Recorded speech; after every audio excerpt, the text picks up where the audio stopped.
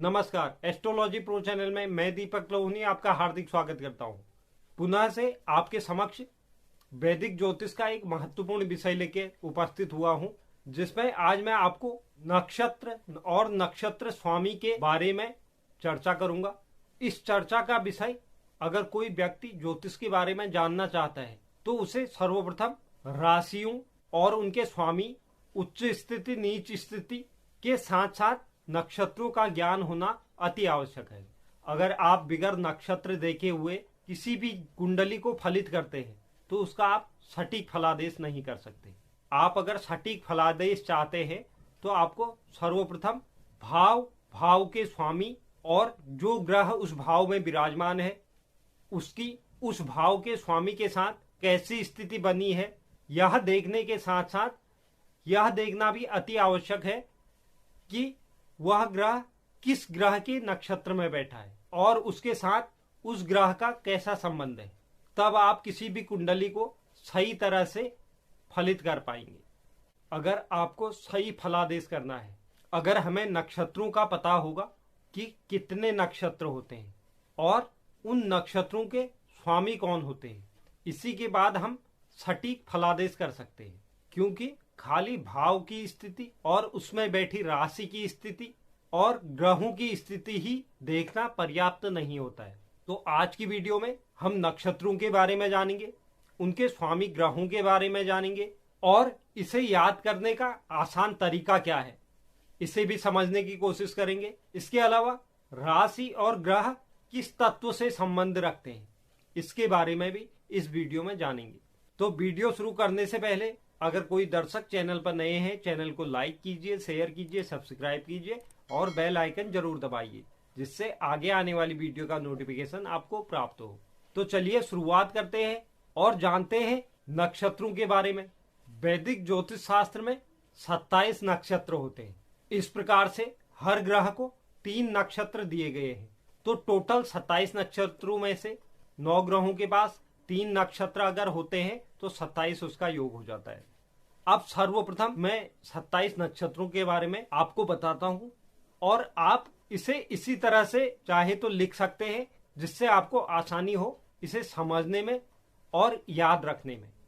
तो ये जो फर्स्ट रो है, इसमें आप 9 नक्षत्रों को लिखेंगे। सबसे पहले अश्विनी, भरणी, कृत्तिका, रोहिणी, मृगशिरा, आर्द्रा, पुनर्वसु, पुष्य, अश्लेषा। तो ये आपने पहली लाइन में 9 नक्षत्र लिख दिए।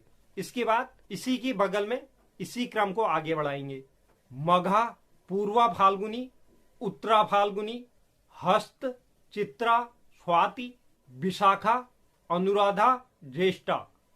तो ये है 9 के बगल में दूसरी लाइन, टोटल 18 हो गए। फिर जो तीसरी रो होगी उसमें मूल, पूर्वाषाढ़ा, उत्तराषाढ़ा, श्रवण, धनिष्ठा, सद्भिषा, पूर्वा भाद्रपद, उत्तरा भाद्रपद और रेवती। तो यह हमारे टोटल 27 नक्षत्र हो गए। तो यह मैंने जिस तरह से लिखे हुए हैं, आप भी अगर इसे इसी तरह से लिखेंगे तो आप इसे आसानी से इनके स्वामी ग्रहों के साथ याद रख सकते हैं। तो जो फर्स्ट रो में मैंने लिखा है अश्वनी, अब उसके बाद उसी के बगल में मघा, मूल, यह 3 जो नक्षत्र है इनके स्वामी होते हैं केतु। भरणी, पूर्वा फाल्गुनी, पूर्वाषाढ़ा जो सेकंड रो है उसके स्वामी होते हैं शुक्र ग्रह। थर्ड रो में कृत्तिका, उत्तरा फाल्गुनी, उत्तराषाढ़ा, इन 3 नक्षत्रों के स्वामी सूर्य होते हैं। रोहिणी, हस्त, श्रवण चौथी रो, इसके स्वामी चंद्रमा होते हैं। मृगशिरा, चित्रा, धनिष्ठा, इसके स्वामी मंगल होते हैं। आर्द्रा, स्वाति, सद्भिषा, इसके स्वामी राहु होते हैं। पुनर्वसु, विशाखा, पूर्व भाद्रपद, इनके स्वामी देवगुरु बृहस्पति होते हैं।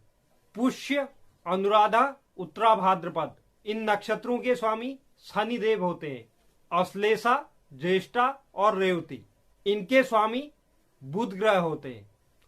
तो यह 27 नक्षत्र हैं और उसके जो स्वामी हैं हर 3 नक्षत्रों के, वह आप इस तरह से लिखेंगे तो आपको याद करने में भी आसानी होगी। आप चाहे तो इसे उतार सकते हैं, नोट कर सकते हैं और जो हमारी महादशाएं चलती है वह भी इसी क्रम में चलती है। व्यक्ति के जन्म के समय पूर्व दिशा में जो भी राशि उदय होती है तो वही व्यक्ति का लग्न बन जाता है, और उस समय चंद्र जिस भी नक्षत्र में होते हैं और जिस चरण में स्थित होता है वही व्यक्ति की जन्म राशि होती है। तो जो यह नक्षत्र आपको बताए और उनके स्वामी मैंने जिस तरह से आपको लिखाए हैं, इसी तरह से जो हमारी महादशाएं हैं वह भी इसी क्रम में चलती है। अगर किसी व्यक्ति के जन्म के समय केतु की महादशा चल रही है तो उसके जीवन में फिर क्रम से इसी तरह से महादशाएं चलेंगी। केतु के बाद शुक्र, सूर्य, चंद्रमा, मंगल, राहु, बृहस्पति, शनि और बुध, इसी क्रम में महादशाएं चलेंगी। चाहे व्यक्ति के जन्म के समय जो महादशा अगर किसी की भी चली है, चाहे मंगल की चली हो, बुध की चली हो, इसी क्रम में फिर आगे बढ़ते रहेगी। नक्षत्रों का महत्व ज्योतिष फलित में बहुत ज्यादा होता है। आपने बहुत बार देखा होगा जुड़वा बच्चे जिनमें 1 या 2 मिनट का अंतर रहता है, वह दोनों एक ही राशि के हैं, लेकिन दोनों के नेचर में बहुत फर्क आ जाता है। उसके अलावा दोनों के जीवन में जो घटनाएं होती है तो उससे यह पता चलता है कि नक्षत्रों का कितना महत्व होता है। अब बात करते हैं कि कौन सी राशि किस तत्व से संबंध रखती है। इसे समझने के लिए भी आप आसानी से इसे समझ सकते हैं। आप इन्हीं क्रम में इसे लिख सकते हैं। सर्वप्रथम इन्हें आप 3 भागों में बांट लीजिए, मेष, वृष, मिथुन, कर्क। इसे सबसे ऊपर वाली रो में लिख लीजिए। सिंह, कन्या, तुला, वृश्चिक, इन 4 राशियों को दूसरी लाइन में। धनु, मकर, कुंभ, मीन, इनको तीसरी रो में लिख लीजिए। तो यह 4 भागों में बढ़ गए। पहला जो क्रम हो गया मेष, सिंह, धनु, वृष, कन्या, मकर, मिथुन, तुला, कुंभ, कर्क, वृश्चिक, मीन। तो जो प्रथम रो में है, जो पहली लाइन में है, मेष, सिंह, धनु, यह अग्नि तत्व की राशियां हैं। वृष, कन्या, मकर, यह पृथ्वी तत्व की राशियां हैं। मिथुन, तुला, कुंभ, यह वायु तत्व की राशियां हैं। कर्क, वृश्चिक, मीन, यह जल तत्व की राशियां हैं। इसी तरह जो अग्नि तत्व के ग्रह हैं वह सूर्य और मंगल। पृथ्वी तत्व का ग्रह बुध ग्रह को माना गया है।